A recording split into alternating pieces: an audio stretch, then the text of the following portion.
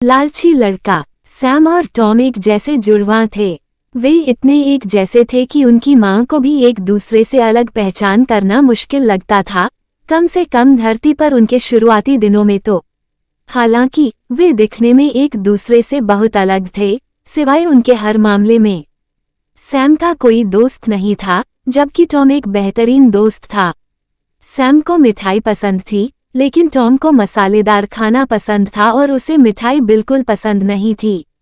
Sam mummy का लाडला था और टॉम डैडी का लाडला था। जहां सैम उदार और निस्वार्थ था, वहीं टॉम लालची और स्वार्थी था।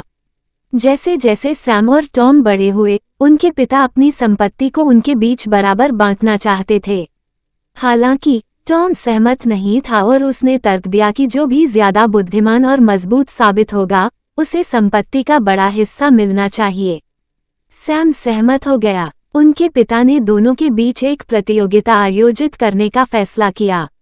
उन्होंने दोनों बेटों से कहा कि वे जितना हो सके उतना चलें और सूर्यास्त से पहले घर लौट आएं। संपत्ति तय की गई दूरी के अनुपात में बांटी जाएगी।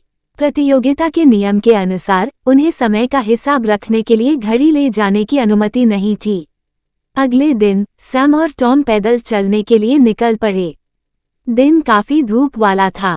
सैम धीरे धीरे और स्थिरता से चल रहा था, जबकि टॉम ने दौड़ जीतने और अपने पिता की संपत्ति का एक बड़ा हिस्सा जीतने के लिए दौड़ लगा दी। सैम जानता था कि दोपहर तक जितना संभव हो सके उतना चलना और दोपहर को घर के लिए निकलना आदर्श होगा, क्योंकि घर वापस आने में भी उतना ही समय लगेगा।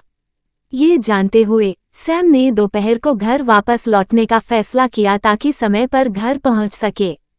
हालांकि अधिक धन कमाने के लालच में टॉम ने दोपहर के बाद भी घर लौटने का प्रयास नहीं किया। वह सैम से दोगुना समय तक चला और उसने सोचा कि वह सूर्यास्त से पहले घर वापस आ जाएगा।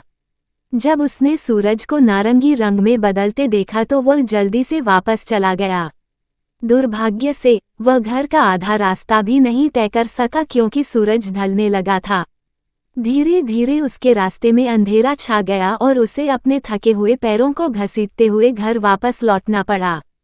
वह दौड़ हार गया था, केवल अपने लालच की वजह से। लालच से नुकसान होता है।